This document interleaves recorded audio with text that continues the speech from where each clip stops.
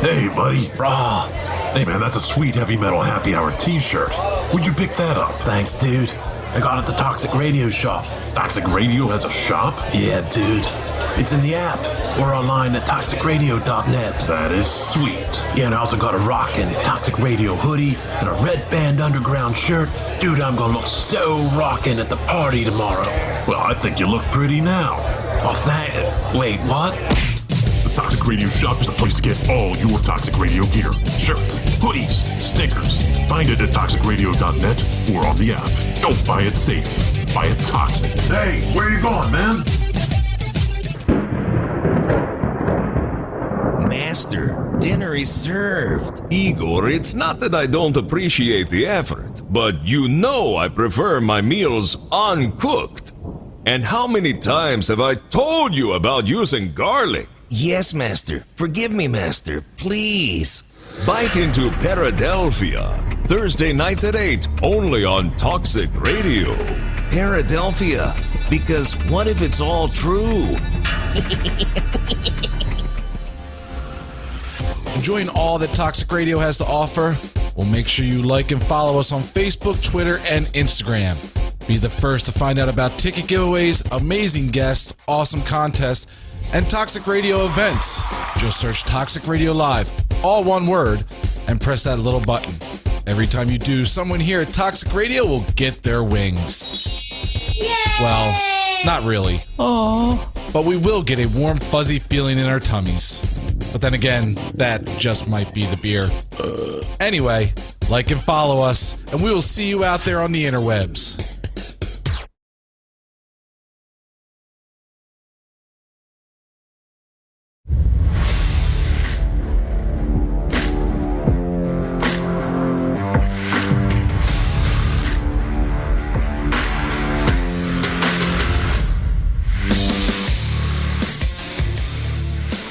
Hungry for Hope Nation, your host here, Donnie Hart. Man, do we got a great show for you. It's been a wild week here in southern New Jersey, but we went on with the show. We made the decision. We had to go on with it, and a lot of it had to do with the people we have in the studio today. We have Matt Davies from Operation Tattoo and Freedom. Thanks for having me back, Donnie.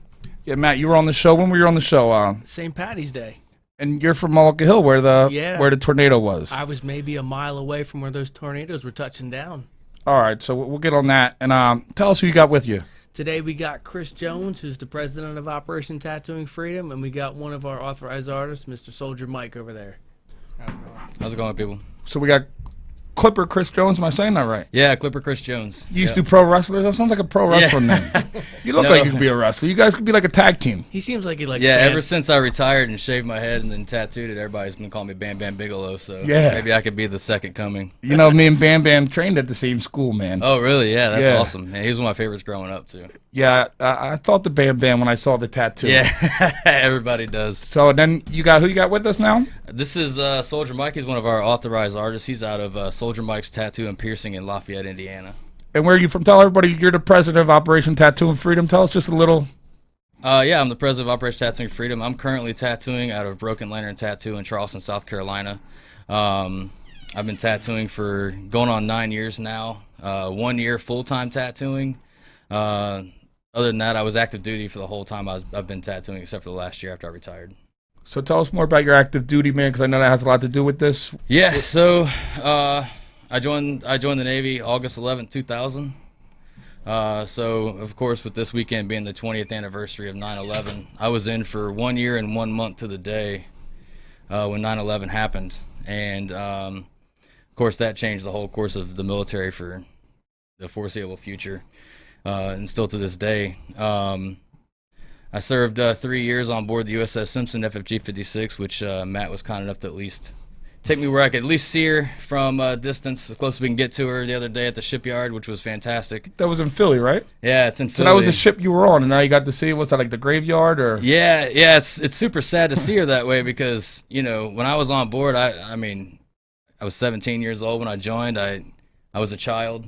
Learned how to become a man, learned how to become a sailor. I had so many great mentors and what year was that?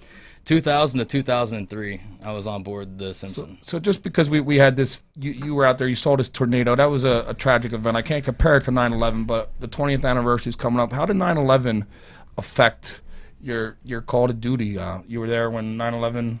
Yeah, I was petty officer of the watch on board USS Simpson when 9/11 happened, and I mean, obviously, being a prideful American and wanted to serve the country, it drove me to stay in. I wanted to do more as much as I could, and so to me, serving was the best way to do that. Now, did you notice that you were there when it happened? Did you notice that people come together and that made people want to stay in the military? Oh man, I mean, in my lifetime at least that I can remember, that's the most together I've ever seen the United States as a people. Like, everyone was in the streets hugging each other, greeting each other, all kinds of things. It was beautiful. Yeah, and that's what I bring up a lot. You know, I don't try to get into politics, but society now, I feel like everything that's going on, people are divided. Back then, they weren't divided. Everybody had the American flag. People were going to the service. People like you were, like, eager to go help. You just don't see that as much anymore, I feel like. Yeah, I think that I think it's definitely changed a lot. I think that a lot of people that join the military nowadays, there's some other reason, you know. Right after 9/11, it was really about serving. It was about serving your country and being there. And now, you know, it seems like there's a lot of, you know, they're doing it just for the college, or they're doing it just for, you know, something. But there's also a lot of others, you know, hey, they've had something in their life happen, and this is their way out, you know. And that was kind of, I mean, my story, you know. We had a tragic accident in the family, where my little brother was shot during a home invasion. Where was this, Chris? Where did you Marion, go? Indiana. Where? At my mom's house. And after we got out of the hospital with him, he survived that. And after we got out of the hospital with him, a Navy recruiter called me, and it was like divine intervention. And I was, you know, 20 years later, I retired. So did you use the military, would you say, as like that escape from, I know, me and you were talking a lot about tragedy and stuff. Did you use that as kind of your way out? Yeah, of course. Just a way to better myself and to better my family and my future. How did that affect you, that, you know, going through that at such a young age? Tell us a little bit. He got shot? Yeah, so he got shot during a home invasion. Bullet went into his chin right here, came out of his neck and went in his shoulder. And he survived that. Unfortunately, he passed away of a overdose in 2011. I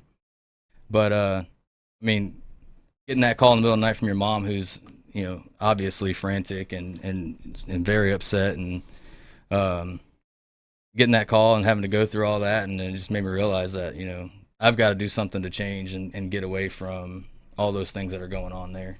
So it was kind of like your wake-up call. I see that a lot sometimes. My brother died. We talked about that, and unfortunately, when he died, I used it to bring me down. You know, some people use it. Now I use it. It's what catapults me in everything I do. But at the time, I just didn't know how to handle it. You had the military. You think that helped you?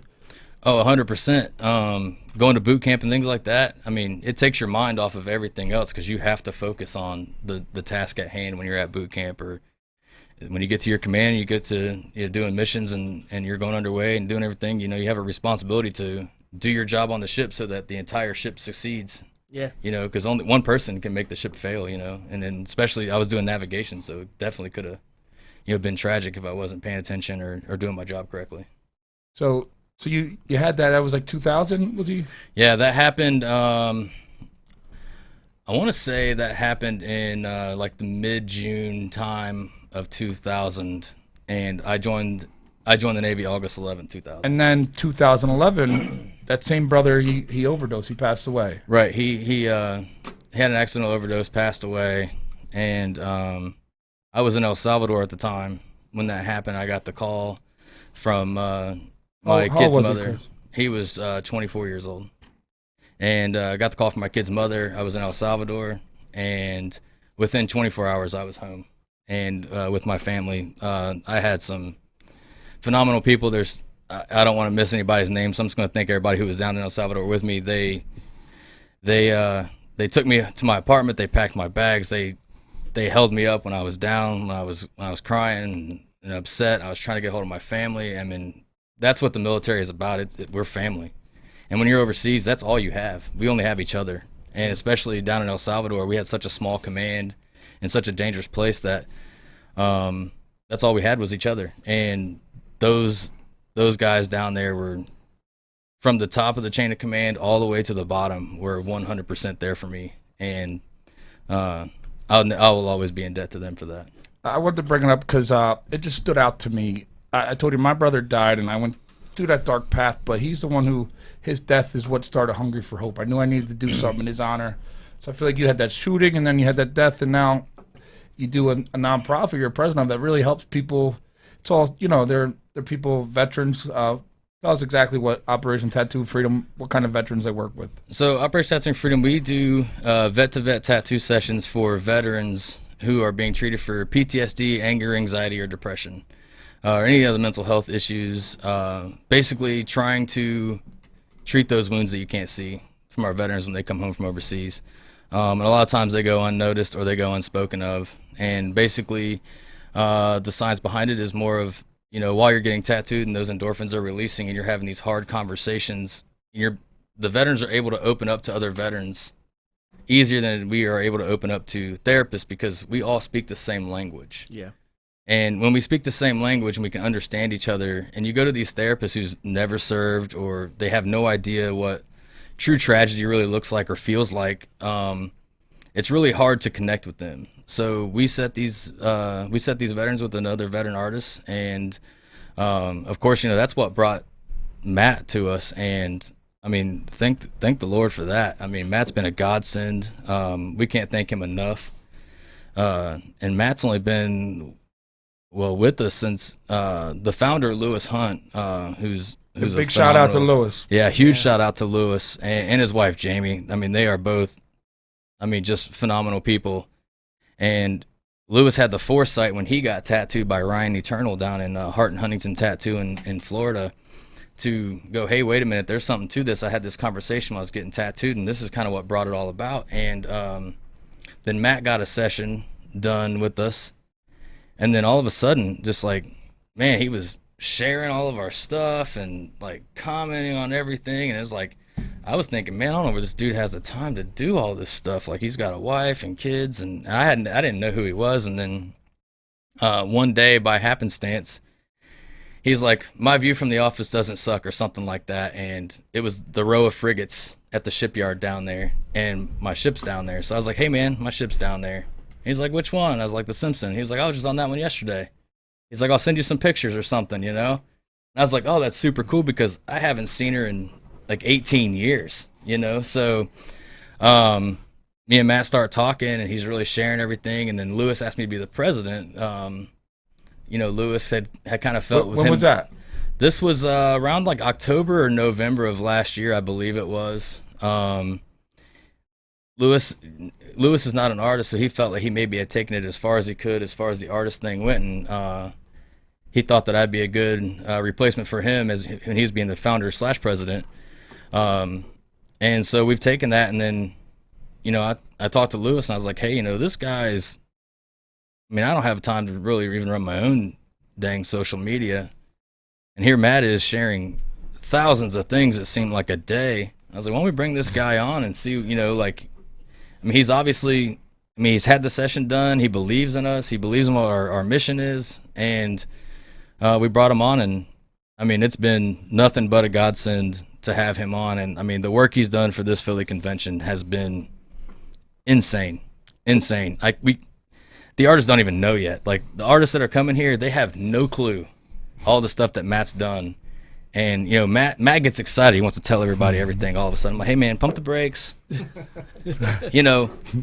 Let's surprise them a little bit. I want you to see the joy that you're bringing, just our artist alone. Christmas in September. Yeah, Christmas. It is really going to be Christmas in September. Now you brought up Matt. We had Matt on the show, actually. Yeah. That's how we first got connected. And you said he was doing the social media, and you couldn't believe it. I can, because I sat here with Matt in the studio. It was hands down the most moving episode I ever had. And I grew up with Matt. We went to high school for a little. We knew each other. We were on social media, but I didn't know Matt post-military and all that. And I just sat there, and I just felt, at first I was shocked, and then I felt just like horrible, because he was telling me the story. This is a guy I knew, and I didn't know he was going through this this struggle, and I didn't know what Operation Tattoo and Freedom. I really didn't understand it until Matt had that interview on our show.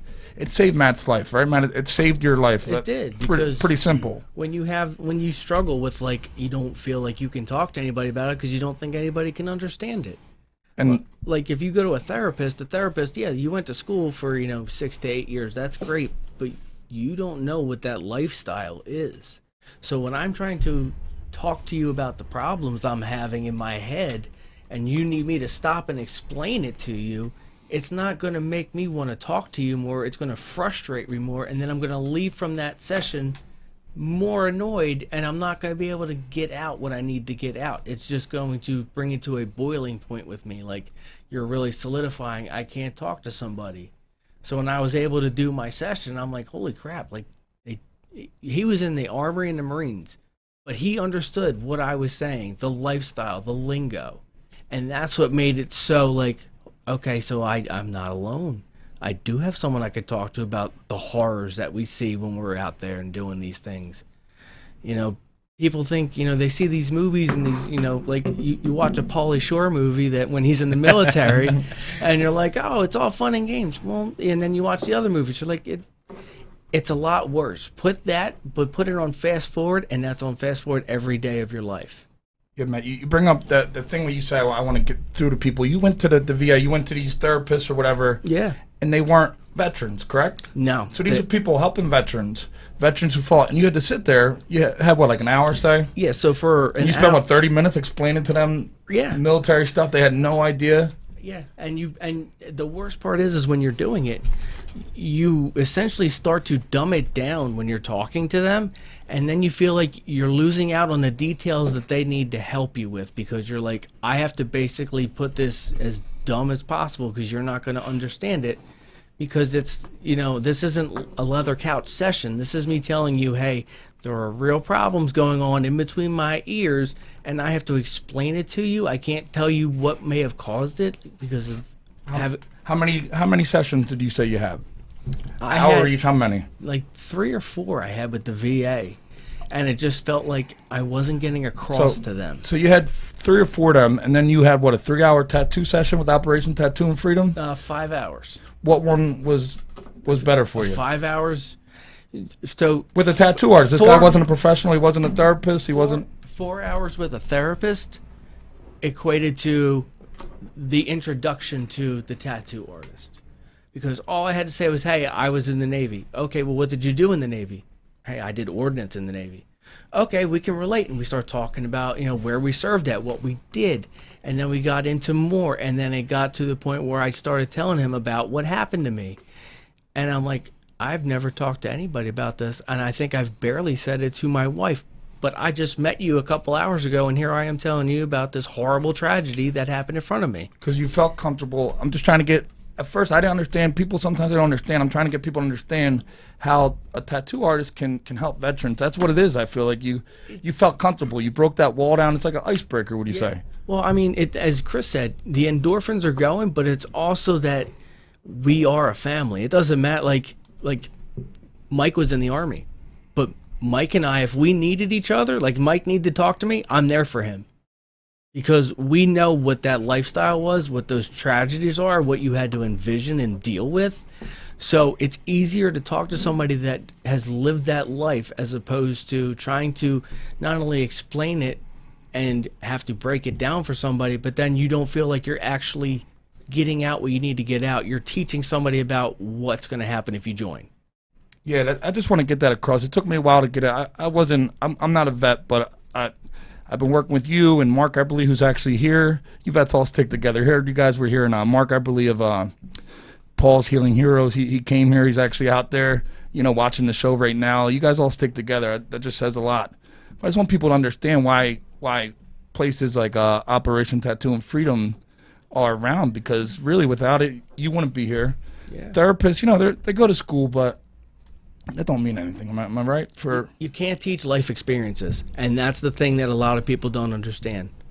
Is you can go to school for 6 to 8 years and have a piece of paper with your name on it, but that doesn't mean you understand what everybody's going through. You don't understand the hard times people go through, the struggles people are dealing with, because you haven't lived that lifestyle.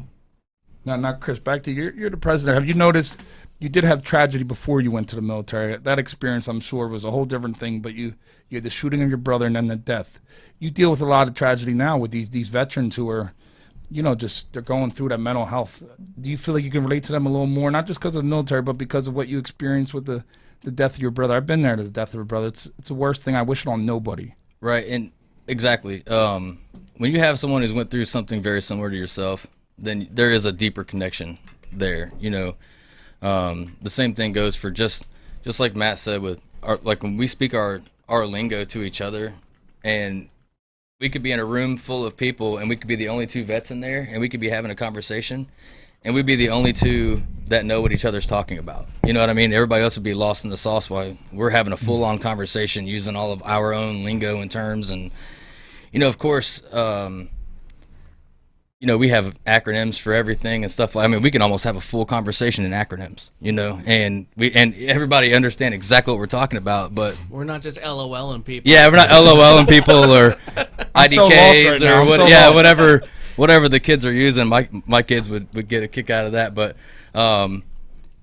that's just how we operate. And when you operate that way and you can connect on a deeper level than anything else, it's a win-win. And it's a win for us as artists. I think doing these sessions, I think that me personally would get just as much out of it as the veterans getting out of it too, because at the same time we're giving that veteran the help when they're hurting, but also our own demons are kind of being suppressed a little bit too, and like, all right, hey, it's not that bad. I have someone, even though we're the one doing the vet to vet session, but at the same time it's like that veteran is helping us as well. So it's a full circle. It's a full circle thing, and it's just. There's been times. Me and Mike have had some real long, deep conversations, things like that. When either one of us has been like upset about something or having something going on in personal lives, and we reach out to each other because we're close. Mike's been a phenomenal friend to me, a brother. I got to tattoo my 17-year-old daughter a couple months ago. And without question, I'm licensed in his shop already in Indiana, but his shop was closed that day.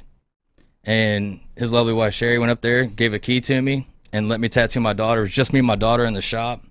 It is legal in Indiana, stage at 16 with consent. Let's cover that. I got good lawyers. Yeah. I got good lawyers. Yeah. Fight that. I'll fight to the death. They'll have to fight me too, so it's okay. We got a nonprofit for that. So I went in and I was able to tattoo her, and it was so cool, even though the tattoo took about like 6 minutes or 7 minutes or something like that. But like to be able to have that really just like intimate setting with my daughter and tattoo her, it meant so much to me.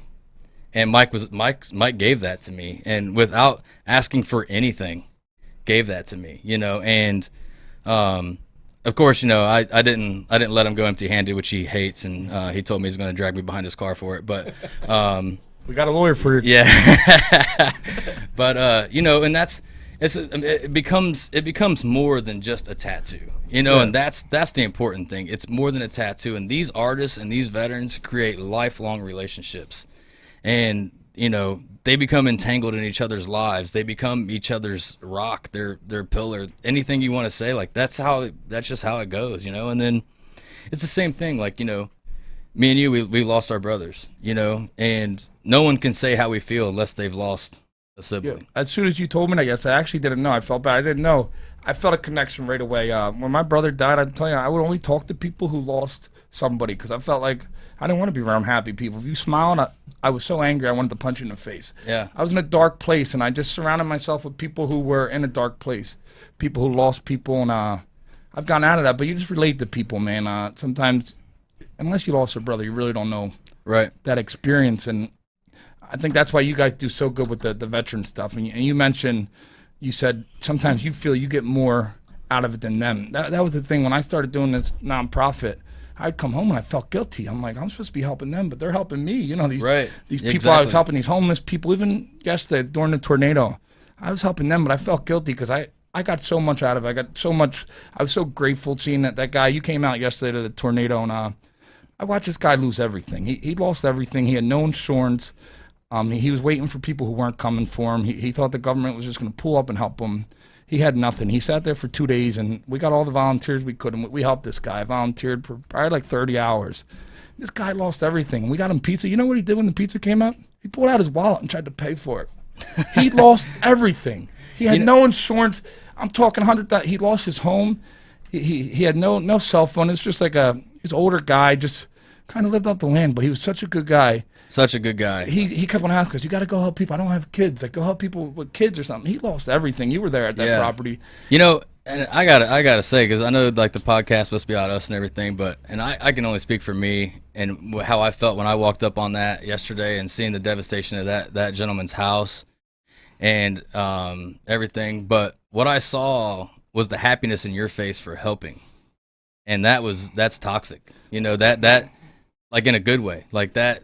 You know, it's contagious, I guess is a better word. Like everybody around seemed to be happier because you're running around with a smile on your face, carrying what seemed to be 1,000-pound logs, but you know, close. Yeah, close. I mean, I don't know what you're benching these days or whatever, but yeah, you know, and the happiness on your face for helping them is what really kind of set it home for me too. It's like, man, you know, and the stuff that you're doing with Hungry for Hope, I mean, and your backstory is pretty fantastic, and we want to thank you as well because I mean you've given us a platform, and I know you don't like to talk about yourself a whole lot, but man, the stuff you're doing is phenomenal.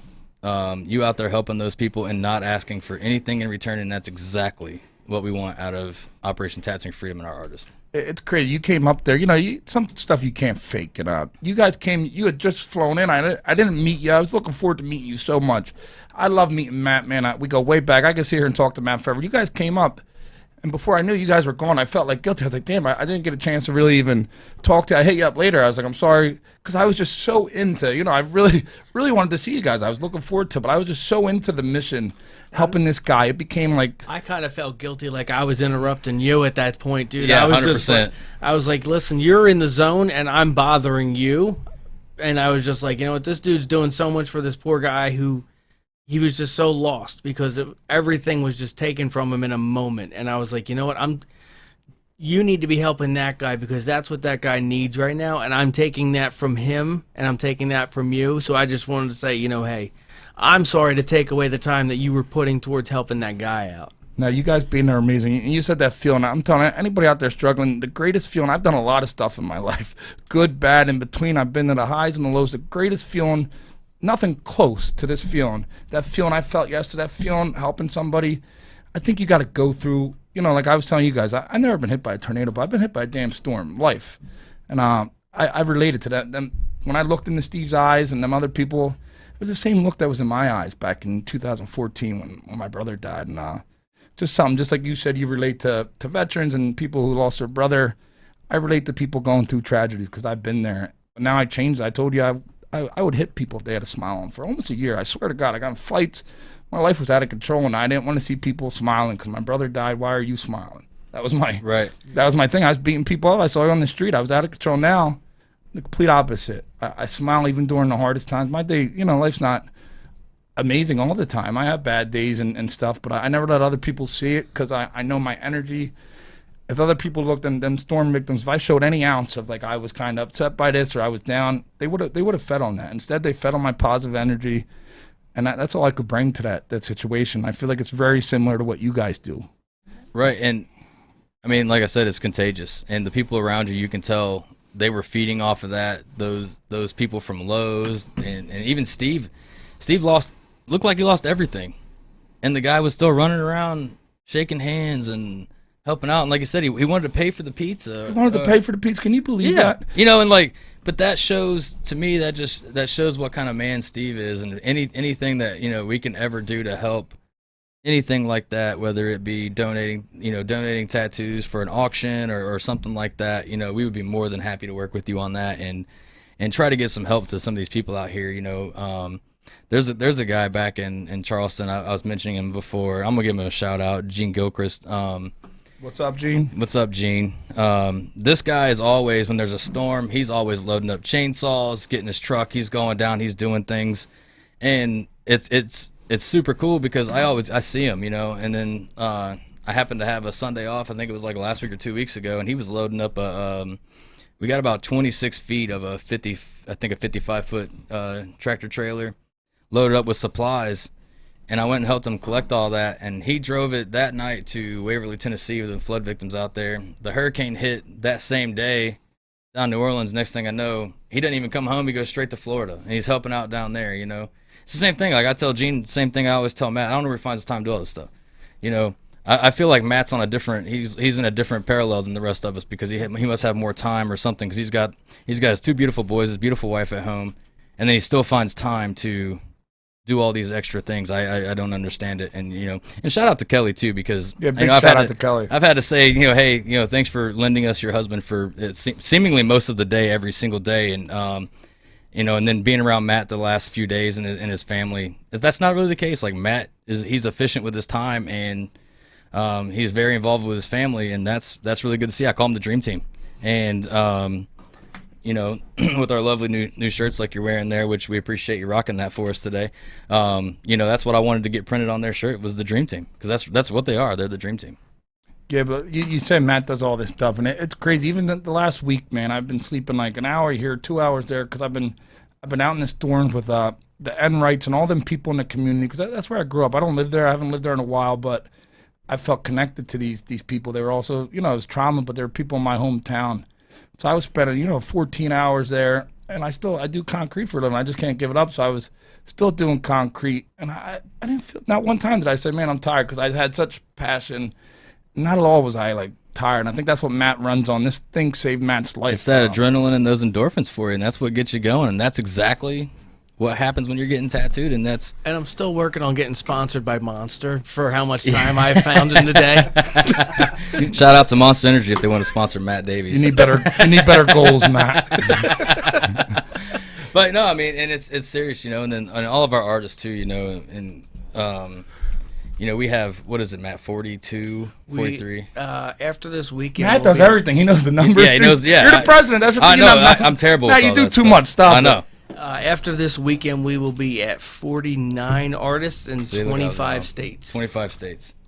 25 states. He knew that. My God. Can I hire him for Hungry for Hope? Yeah, no kidding. I don't know if he's going to have the time. I feel like he works for Hungry for Hope because he does so much for us. I feel like he... Exactly. For not being employed, I feel like he does so much for us. Like, you can't bring up Matt Davies without saying the stuff he did. I knew him. He was always a great kid growing up. We knew each other. We played football, so we had that connection. But I'm a little upset we didn't get no donuts today, by the way. Yeah, victory. I was expecting some donuts when I came in here, and you know, didn't get any. You know, fat kids got to eat, man. Yeah, he talked about the donuts. So, you know, just know Matt. He was such a good guy. I think that's why it hurt when I heard. Yeah, anybody listening, you got to listen to Matt's interview. I think it was like episode 41, Operation Tattoo and Freedom. Hearing Matt, I knew him as like this. He always had a smile on his face, just like you said. I did. He always had a smile. I knew not every day was freaking good, Matt. You had to have bad days. Oh yeah, but you kind of hide it. You know, you're like, you know what? If I'm the positive person everybody's looking to see throughout the day, that's like, you know what? If that dude can be happy in this shitty situation, then I can be okay. But at some point, it's going to boil over, and you're just going to lose it. And I think that point got to be, like I said, around Christmas 2019, when I'm like, you know what? I'm just going to give up. You know, it's better to be, you know, I'll be gone and the problems will be away. But then you don't realize, okay, if I'm gone, guess what? The burden goes on everyone around me. Yep. You know, so you want to, but you also, you're like, if I do this is the most selfish act I'm ever going to do, but it's going to rid me of the pain, or am I going to be able to deal with this for the rest of my life? Man, just so for people who didn't listen to the episode, you're talking about 2019 when you were at the wit's end, man. You came back from the military. You were battling a lot of depression and PTSD, and you couldn't get the help you were looking for, and you were about to give it up. 2019, I was 7 or 8 years out, and I just had my second son. It was getting ready to be his first birthday, actually. And at his birthday party, I couldn't be around any people at all. And this is pre-COVID, so like I said, it's probably less than 20 people, and they're all either family members or close friends. And you got 2 kids, your wife, you're the guy always smiling. None of this stuff. Yeah, inside, you were I went upstairs, and I just came down hours later because I just couldn't be around anyone. And then 2 weeks later, I'm like, you know what? I can't live like this. I can't function like this. I can't raise kids like this because they're always going to see dad is just sad. You know. And I was like, I'd rather do it now while they're young and they can grow up and remember the positive things instead of seeing me like that. And I remember I was getting ready to write a note to Kelly and to Gage and to Gannon saying, I'm sorry, but if I don't do this, I'm not going to be what you need in life. And I went on, I have a group chat with a bunch of guys I served with on the Kitty Hawk. All veterans, correct? All veterans, yeah. You talked to them during when you were, you were there. This was, Yeah. let's put in perspective. I don't try to, you were ready to, you were as close as you can get to just giving up. Yeah, and I just sent them a message. I'm like, look, it's been too much on me. I just wanted to thank you for the memories, goodbye. And people were messaging me and calling me and just, what the hell's going on? I just can't do it anymore. Life has me in a chokehold and I got a tap. And people just kept talking to me all night long. And then I was just like, you know what? Like, they're like, you made it to Christmas morning. If you're going to do it, you're going to do it during the day on Christmas Day with your kids there. And I'm like, no. And that's when I was like, I got to find something else because I've tried the VA. And the VA gives their best effort, but you're bringing in the D team to try to give your best effort. I need to find somebody that's going to bring what is going to help me. And that was Christmas 2019. I just want anybody listening that's going through hard times, that's what this show's all about. Look at you in 2019 Christmas. You were there. You had 2 kids. You had a wife. The whole message board on our chat's blowing up with everybody saying how good of a guy you are. None of that stuff made you happy. All the stuff you went through, I guess, when you're military, you came back and you felt like at that moment your only out was to end your life. And now look at you. We've been talking about the stuff you do. Look at your life now. Look how many people you affected my life from that interview. You've affected so many people. You've helped so many people. And you were minutes away from you want to be here. And that's because of Operation Tattoo and Freedom and the other veterans, correct? Yes. That's why anybody know going out there through bad times. Like Matt was there where you're at. You're going through whatever it is you're going through. And he came real close. And do you regret that you lived, Matt? No, I don't regret that I lived. I'll tell you this. I thought this when I was going to do it. I was like, you know what? If I'm going to go out, it wasn't going to be violent. I did not want that image in my wife and my kids' heads for the rest of their lives. But as I was talking to people, I'm like, if I do this regardless, I'm a coward. I mean, I was raised, in my head, I was raised, if you commit to something that you want to try, you stick it out, and if you don't like it when it's over, you don't have to do it again. First I didn't like football, but I learned to love it. I learned that brotherhood, that family lifestyle, and I learned that in the military when I joined the Navy. And had that family lifestyle that the military gave me not been there when I needed them, again, I'd be a rock with a name on it. Yeah, I just want to keep on bringing it up. We had that episode with you. I want to go back to Chris, but anybody listening, man, your story can save lives. I wouldn't be surprised if it hasn't already. Just how happy you are. We're only talking a year and a half ago, correct? Yeah. Where you're at your lowest, man. Even me, 6 years ago, I was at my lowest, and the lights we live now. So anybody who just thinks it's not going to get better, it's not going to happen overnight. But look at Matt. If you need some kind of, this guy is a guy who left at 18 to go serve his country. All these guys are. They're the real heroes, and they came back and their only out was a therapist who spent 30 minutes asking you what you were talking about. Yeah. And 30 minutes of me explaining what I did and breaking it down for them, what it was, what I was doing. Not using military lingo because they didn't understand it. That's the best they had for you. That's the best they had for our heroes who are out there sacrificing everything. Matt told the stories. I'm sure Chris has stories. These guys saw horrible things, and that was the best they have. So people ask you why there's nonprofits like Paul's Healing Heroes, Mark, and like Operation Tattoo and Freedom. We need them, man. This is life or death. Am I right, Chris? Yeah, we lose 22 veterans a day to suicide. 22 a day. That's unacceptable.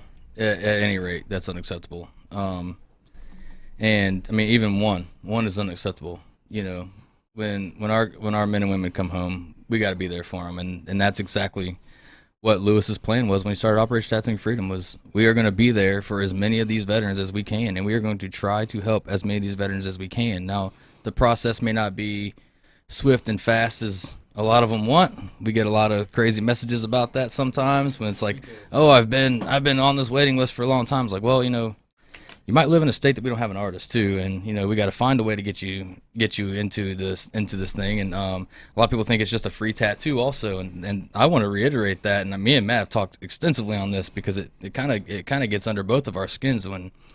Explain it. So when we get messages from veterans a lot, and they just like, oh, I want to get a tattoo. Well, that's great.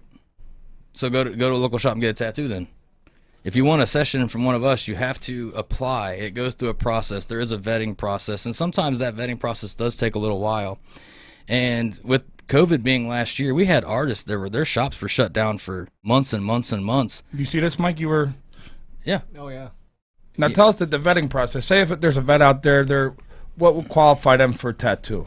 So what they'll do is they will go on to OperationTattooingFreedom.org and they will fill out the form that's on there to apply to get a vet-to-vet session. And that goes to Chris Smith and Matt and a couple others out there. And we get all the paperwork together. We verify them through the VA that they are a veteran and they are being treated for one of those mental illnesses that we spoke about. And then What's we try mental illness? so like any type of like PTSD, anxiety, depression, anger issues, all things common like that. stuff with veterans. Oh, very common stuff. I mean, and also common people who've gone through other tragedies, but it's very common. Yeah, my kids are probably too little to remember. I mean, I came back from working at the prison camp in Guantanamo Bay, and I was an angry son of a bitch. I mean, angry all the time. And You used to punch people when you saw them smiling? no, I didn't do that, but because you start doing that, you lose your military service real fast. But you gotta understand, Yeah. I didn't know who I was. I woke up in the morning back then. I'm just trying to people going through hard times. I didn't know. I woke up. I took mirrors down because I didn't recognize myself. I just hate it.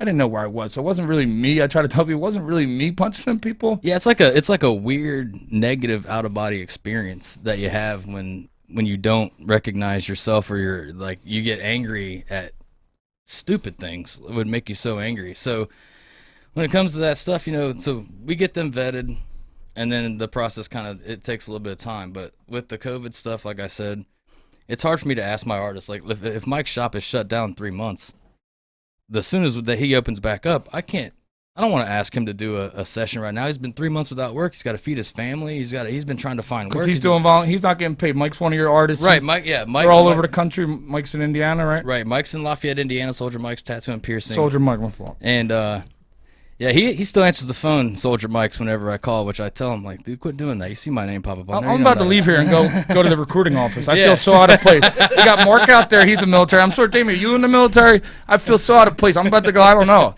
I'm going to Afghanistan or something. I feel out of place. I feel horrible. I'm a horrible person. But now you guys I have so much respect for you guys. And like I said, we have somebody who came in the lobby and they're sitting out there because they knew you guys were here and they just wanted to connect. And that's the brotherhood you guys have. And that's right. I mean, it's such a crazy brotherhood too. Like like I said, we can recognize those things in each other, and when someone's down, we're just there for each other, And like I said, thank God that people were there for Matt. I didn't know Matt at that time, and had I known him, I would have been reaching out to him the same, and especially after meeting his family too. Like, man, that would have been. That's devastating. That's the craziest part. I could do episodes all month and year on Matt. So I know it's crazy, right? And it's crazy. I keep talking about him too. I'm like, man. I sat there just like me and you were sitting next to each other. I knew him, and he was just this happy guy with this smile, and I couldn't believe it, man. To come out. There should be. Shout out Netflix. I'm telling you, Matt Davies is one of the most amazing people I've ever met. That's true. I don't throw that word around there at all, and. I sat there and I was like, this guy was going through this. He lived near me. I grew up with him. He was so good to me as a kid. He was so nice. And I didn't do anything I didn't know. There was people we didn't know. We couldn't help him. Imagine if he would have, God forbid, if he would have left it, all this great stuff, nobody would have known Matt Davies. All these people commenting, all the crazy stuff he's done, the amazing stuff he's done, that never would have happened. And that you got to thank the veterans and Operation Tattoo and Freedom, because Matt's not here if they're not here. Am I right? That's right. Yeah, I mean, and all of our veterans, and that's what's going to keep us going, and it's just trying to it's just trying to help all of them that we can, and yeah, it's a difficult thing, and sometimes it's difficult on us to hear some of these stories too. Even though we've kind of lived similar things, it's still hard for us to hear it. So to tell us, you got your tattoo artist. I just want to touch on that. Yeah. So Mike, you're a tattoo artist. You have your own shop. Yes. And you do these tattoos for the Operation Tattoo and Freedom. You do it for the people they vet, and you do it for free. You're not making any money. Yeah. No money at all. Just time. And that's another thing that it does help me more than it helps them, I think, because it is one of them things. My mind goes 24/7, and I work 7 days a week, just so I do stay busy. When I'm sitting still, it's kind of idle hands. It's kind of hard, and then things can start going through your mind and stuff. So when I can help other people, and if I can do something for somebody else, I will, and I'm all about that. As many people as I can help, I will. Now you were a veteran. How did you? I know we talked a little bit. What drives you? I feel like there's always something that drives somebody to do this kind of work. Tell us a little about. Yeah, some kind of like with Matt. I was going through a really, really, really dark time in my life, and I still am here and there. But I seen it like 3 years ago pop up on my Facebook or something. I messaged Lewis. And I was like, hey, how can I get involved with this? Because this is one of them things, like, if I can help, I'm going to help. Because I was going through therapy, multiple different therapists at the VA. I was doing anything I could to try to get some kind of relief, some kind of help. And they were reading off a script from a book. They were trying to do grounding exercises. And this one time where I'm sitting in the window, they said, put your arms on the chair and tell me how many windows are in the room. There's no windows in the room at all. Then like there's a picture on the wall. And there's 4 walls in here. I don't know what windows are you talking about? I was getting frustrated. So it's like I'm like, what are we doing here? And sometimes I showed up to see my therapist and it was a different one. So we got to change your therapist and then you'd have to go back. And they didn't change it because they wouldn't have found one that was in the military. Am I right? No, they just. Did you ever find one that was in the military? No, Matt, you never found one either. No. So you'd sit there. Now you'd have to tell another person the same stuff. Yeah, we start all the way from the beginning. Airplane goes boom. Yeah. You start all over from the beginning every time. That has to be a knockout punch. You're at a it's low like spot. Groundhog Day. You don't find yourself there because everything's good, and you're just going there, getting that help. That's a huge step. And now you did that, and you have to go there. That kind of just punches you in the stomach. Now you're thinking, why the hell did I do this? I quit doing it. I quit doing it for a long time. I just started back up recently. We'll see how it plays out. But this helps. This helps me. Talking to these guys, talking to Chris all the time, just reaching out. I still talk to buddies I went overseas with. Do you talk to any of your therapists at the VA? Sometimes. Would you say they helped you more than Operation Tattoo and Freedom? Absolutely never. not. No, absolutely not. Even the clients that come in, the soldiers, the Marines, all the service members in general, when they come in and talk to you, it's crazy because it is it's a whole different connection. Tell me about it. I feel so out of place right now, Mike. Thanks for bringing it up. I don't know what I'm doing, how I got here, but so tell us, you actually sit in that chair and you tattoo these people, and they're at a low point in their life, right? And they're veterans. Tell us how that experience is. How long? It's one of them crazy things. But you're tattooing, you're going to town, and you lose time because it seems like it's only been a couple minutes, and you're there for hours, and you'll laugh with them, you cry with them, you joke, you're just all everything. It's just it takes you to a whole different place, and it's really truly amazing. You say you cry. Oh yeah. So this is the connect. Did you ever cry with your therapist? No, Matt? No, I Matt? get just angry. I'll answer for Matt. Angry. We're laughing. It's funny, but just from the outside, I'm on the outside and I'm just looking at this. I know how hard it is to get to the therapist. I've told stories. I sat out there in the parking lot, and I would tell people I was going to the therapist, and I couldn't walk through that door. It was like 30 feet. I never had the courage, and them 30 feet cost me years of my life because there was probably help in there, but you had that courage. That takes a lot to admit as a man you need help.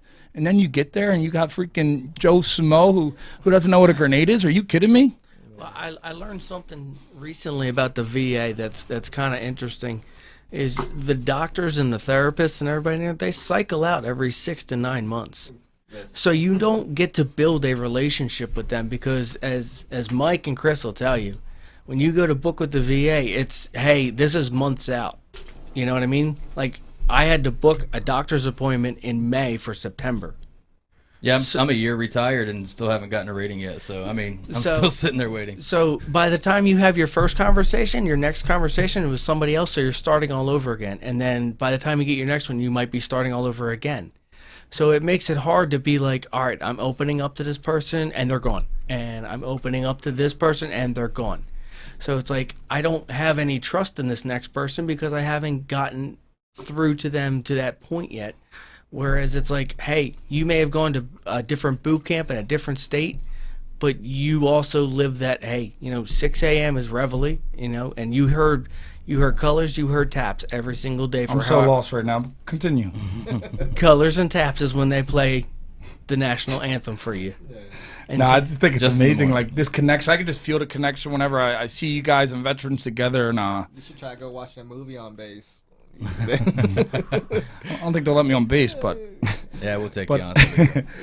So yeah, man, I just can't get this through my head. Like, I feel like the people. That's what with Hungry for Hope, we're out there because I feel like people can relate to other people. I related to people who lost their brother, people who went to tragedy. That's what we do. I related to them people in the tornado because, like I said, I had a storm hit me. It was called life, and they connected with me because I could feel. I didn't lose my house, but we had the same feeling. We have other people who work. People connect with people like them.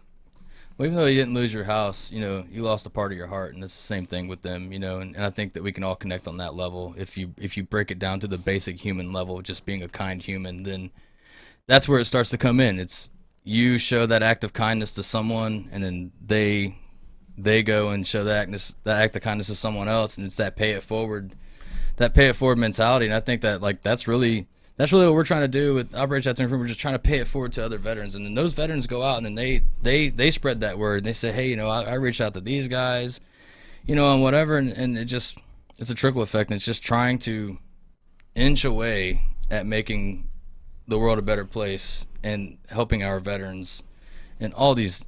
I mean, our veterans, especially. Like you hit on it. You said it's hard for a man to admit when he's got issues like that or go speak to someone about it. It's so hard. And I feel like what they're doing not to bash them, but I think they're making it worse. Because I know if I finally got that, could you imagine? I sat in them parking lots alone, like 4 parking lots. I'd have to go to a different one every time because they didn't want to, once I missed the appointment, they weren't going to have me take another one. Imagine I finally go in there. I, do something that I'm embarrassed of. I'm a big man. I go in there and then I have the experience Matt had or Mike, and that would make me even more upset, I feel like. Do you feel like it would? Oh, yeah, 100%. I mean, even when when I first started going to see a therapist towards the end of my career, and there was just times that he would like just kind of like nod, like a So I felt like he was disconnected from the conversation to begin with. It's like, I'm sitting here trying to pour all this crap out to you, and all you have is what's doing for me? And like you start to get like Mike said and Matt, you get frustrated. Yeah, and that's when you want to start that punching in the face thing. Is like, hey, listen here, guy. I think I would attack him. I would be in a worse place if I did that. Like you were saying yesterday, you saw the connection I had with these people. Like you can't fake that, man. Like I've related with these people because we went through a tragedy.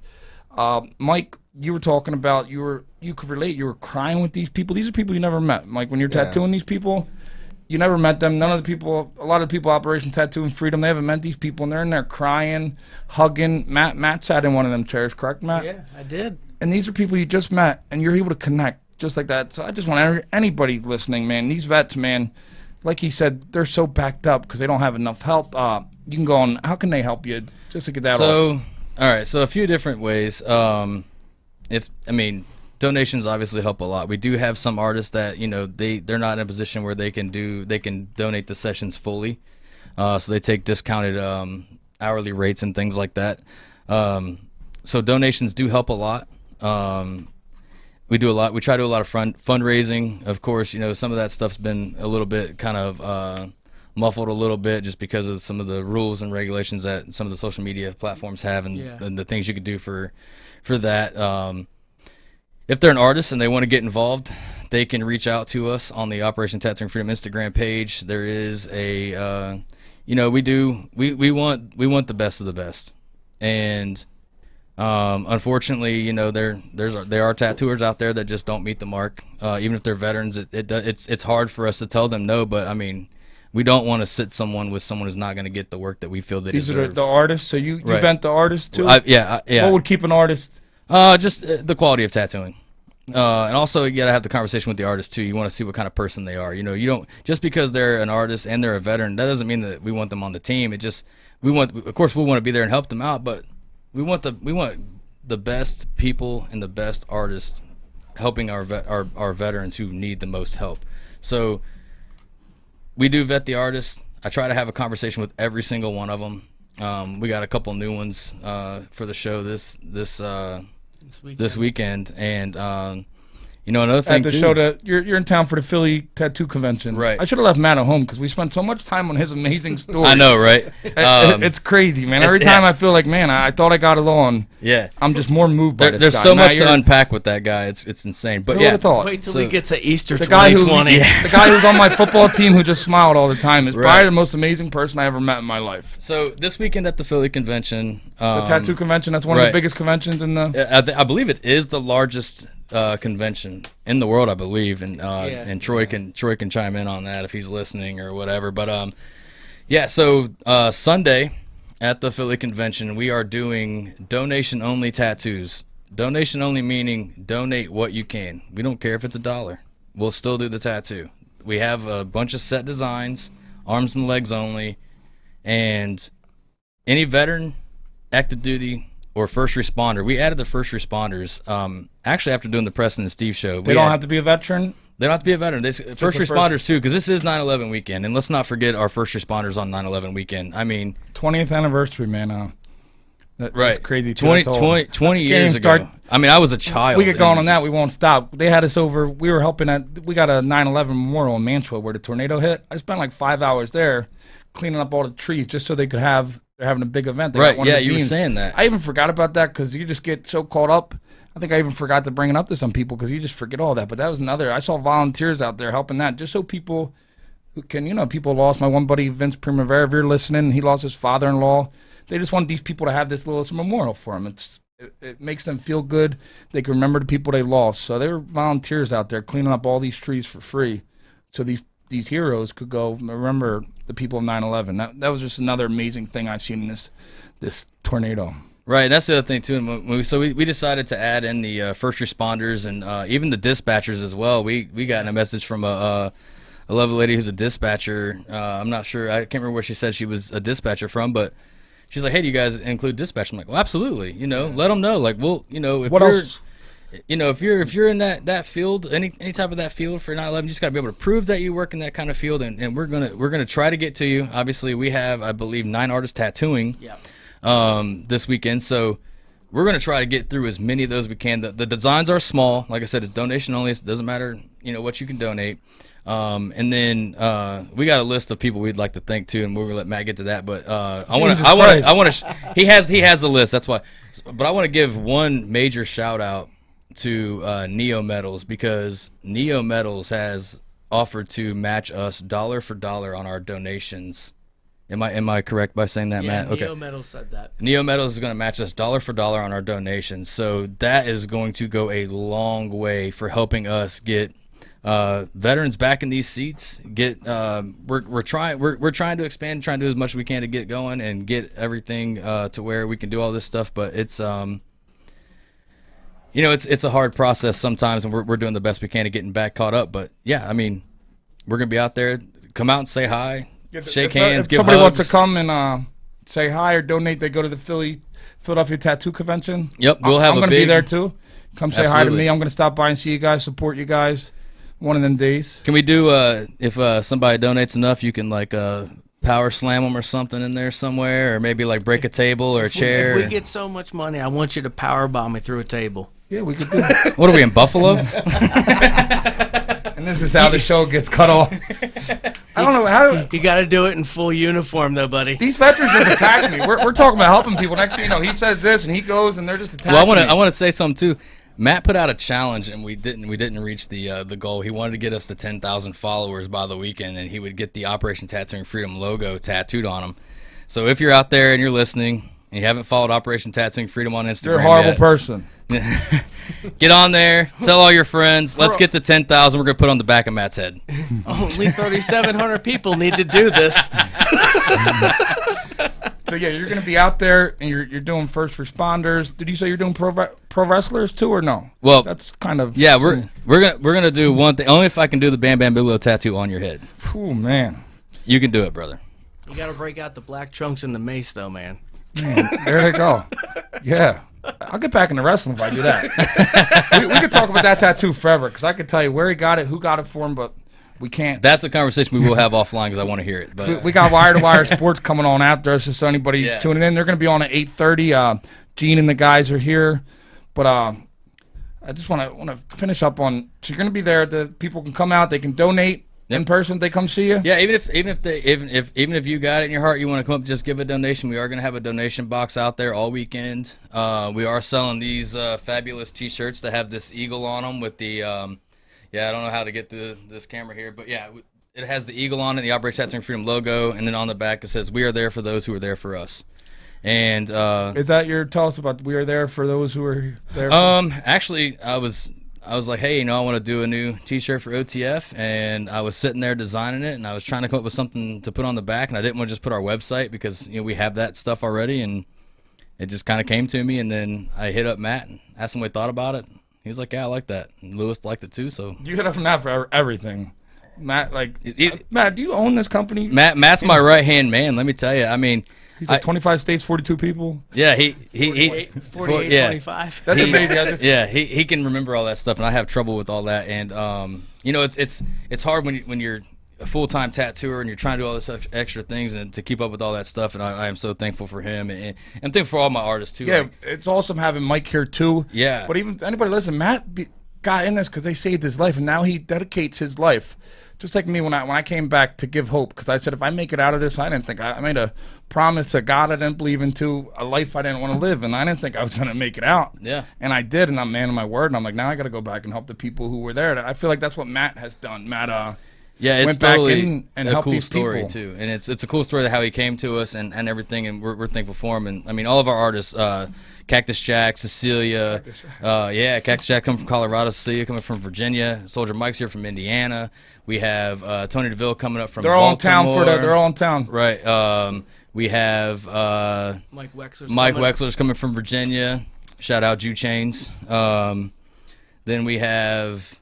Who else we got coming? Matt has a whole list. Yeah, he's got everybody. We got Ryan Eternal from Ink Masters coming up. We got Chris Blinson. This is unbelievable. This guy knows them all. Yeah. We got a couple new guys coming. We got Jay Cartoon and Viking Puppy are coming out here with us. Shout out to that Jesus Juice team. And then Lewis, his wife Jamie, myself, and then all the people that are bringing their apprentices are going to be out there to pass information out to people that need it. And then if you don't mind, I'll start telling people the thank yous that we need. Real quick. Also, if you have your kids, bring your kids. We do have temporary tattoos for the kids. Yeah. Now, Matt, we're gonna get to you. We got a couple minutes here. So just before we get out of here, Hungry for Hope. The whole thing about Hungry for Hope is giving hope to the hopeless. Because I've been there. You guys have been there. I just gotta ask you, Clipper Chris, what does hope mean to you? Hope is the thought that you can get through anything and make anything better. Hope is that thing in the back of your mind that keeps you going, that says, no matter how bad it is now, it'll be better later. And that's what it means to me. It means that, for me, I do everything for my kids. Shout out to Madison and Kirsten, my lovely daughters. Hopefully they're listening, but they're teenagers, so who knows. But that, to me, my hope is, for me, hope is just making everything better. That thing in the back of your head that can tell you it's going to get better, it's going to get better, it's going to get better. Absolutely. That's why I bring up Matt's story, man. He's proof of it. So I got to ask you, Army Mike, what does hope mean to you? I call him wrong. Soldier Mike. Soldier Mike. My God, I feel so out of place. Same thing but different. Yeah, and this is my retirement. Soldier Mike. It's the only, what does hope mean to you? I mean, it does. It is the what's in the back of your mind. It does what drives you forward. Like I have 4 children myself, and I've been married 20 years. Dominique, Mika, Christian, Emma, and Sherry. She's been the backbone of the whole thing, keeping everything together, especially through all my nonsense. That's big facts. But it does. Hope is a lot of things. It pushes you, drives you forward. And once you're down and you see somebody else that needs help, I mean, you can give something to them, and that gives you something back, and it's always good for everybody all the way around. Yeah, that's awesome. You guys are. I'm not going to ask Matt the question because he's going to give some amazing answer. He already gave the answer. Yeah, you can listen on the thing, but Hope basically is Matt Davies if you need it. Matt Davies in 2019. We laugh about it. 2019, Yeah. he was ready to end life. He had We only laugh everything. about it now because you're still here, Matt. The kid with the biggest smile I met growing up. He had a wife, 2 kids, everything you could want. But he was so messed up in the head, he was going to give it up. And now here he is. We're getting messages the whole time. All these Matt Davies fan club. Oh, yeah. He's If definitely you're going got a through fan rough club going times, on. if you're going through something bad, look at Matt Davies. Look at these people. Look at me. Look at what these people are doing. Like Chris said, it gets better, man. You just got to keep on going. There's people there to help you. Matt, before we get out of here, did you have to give shout-outs? I do. I mean, we got so many amazing people that have been he's gonna name the donating whole to United us. States. I'm getting fired. Only 49. Jamie, Only another 40 minutes, Jamie. No, I got to thank the people from Sanoderm, Helios. I got to thank the people, Intense Inks, Extreme Inks. I got to thank Adina. I got to thank all the people that we've been interacting with. It's been amazing. And artists as well. I mean, we have been able to reach so many people and get our cause out there. We talked on Preston and Steve yesterday. A year and a half ago, I was going to take my life. And yesterday morning, I was on Preston and Steve talking about how we're helping veterans by simply just, hey, why don't you get a tattoo? And while we're at it, we're going to discuss what the hell's going on with you. That's hope, man. And you guys can donate to they saved Matt's life. You guys can donate. He told you OperationTattooandFreedom.net. You can't get more hope than that. Am I right, Matt? If it wasn't for them, we wouldn't continue having Victory Donuts. Chris, before we get out, anything you want to leave the people with? We could go for another hour. I know we probably man. could, but I know they're going to be cutting us off. Yeah. Yeah, I want to thank everyone, and Donnie, thank you for having us on, and thank you to Matt for the hospitality this week, and your family, and just come out and say what's up to us this weekend. Get a high five, a handshake, a hug. Get your kids a temporary tattoo sleeve done by Matt Davies. It'll be the first time he's ever done tattoos, so it'll be awesome. And that's not true. I've done a lot of temporary tattoos. Yeah. I want to thank all you guys. It's awesome. I want to thank Mark Eberly. We're going to try to get him on, but just crazy. He's here with Paul's Healing Heroes. They're another great veteran-based nonprofit, and I just want to take this moment just to give a shout out to Mohawk Hill, Mantua, Winona. I was born and raised there, and they got hit by a tornado. I've never seen anything like it. There's people suffering. There's people going through the same feeling I felt when I lost my brother, when you lost your brother, and they need us, man. Everybody put your differences aside, come together as a community. I don't care where you're from, who you are. These people need us. There's people still out there. They don't have insurance. Nobody's helping them. The people at Enright's Tree Service, they've been out there helping, but there's people out there still trapped who need our help, man. So anybody in Mohawk Hill, Mantua, Winona, man, take it from me, somebody who's down and out. Take it from somebody like Matt Davies. I've got hit by the storm. It gets better. The best thing about the storm in my life, my best days came after. It taught me the greatest lessons in my life. So that the storm, I kind of needed to be the person I am. So use that storm. It teaches you what life's all about. And we're all thinking about you. If anybody needs help, Hunger for Hope's always here. Operation Tattoo and Freedom, they can always help. We are here for you guys, for the tornado. Everybody in my community, stay strong, stay united, stay together. Thank you, everybody. For them. Everybody, we're out of here. Tune in to Wire Sports next.